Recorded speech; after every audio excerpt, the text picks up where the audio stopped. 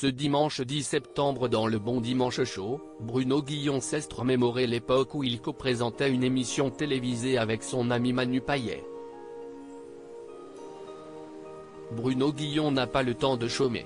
Après Chacun son tour, jeu qu'il présente tous les jours de la semaine sur France 2, l'animateur s'est vu confier un nouveau divertissement baptisé 100% France sur la chaîne du service public.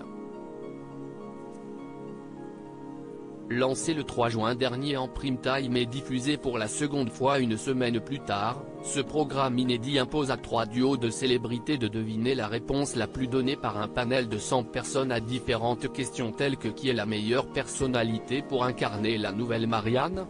Si vous pouviez assister au concert d'une personnalité décédée, qui choisiriez-vous ? Ou encore quel est votre plat français préféré ? Maurice Barthélémy incapable de mémoriser des prénoms lorsqu'il n'apparaît pas sur le petit écran, Bruno Guillon est présent sur les ondes de RTL avec le Bon Dimanche Show, où il reçoit chaque semaine un invité.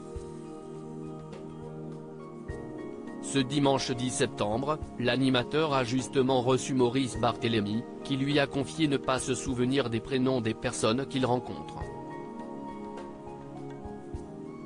Se tromper de prénom, je le fais tous les jours. Si quelqu'un vient se présenter à moi et me dit salut, c'est Thierry, 2 secondes plus tard je l'appelle Olivier.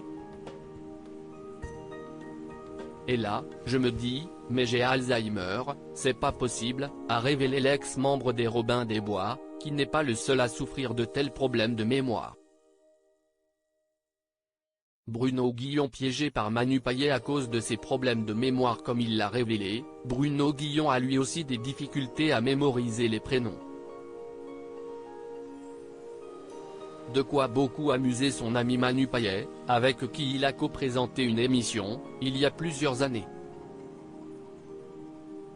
À une époque, j'ai présenté un talk show avec Manu Payet. Je pouvais bosser 1 heure sur la préparation d'une émission et au moment où je rentrais sur le plateau je me disais, j'ai oublié le prénom du gars. Et Manu, quand on a un ami comme lui, on n'a pas besoin d'ennemis, a-t-il raconté, avant d'en dire plus sur le piège que lui a plusieurs fois tendu son ancien collègue. Par exemple, on recevait Frédéric Beigbeder et au dernier moment, je disais, comment il s'appelle ? C'est Beigbeder mais j'ai oublié son prénom.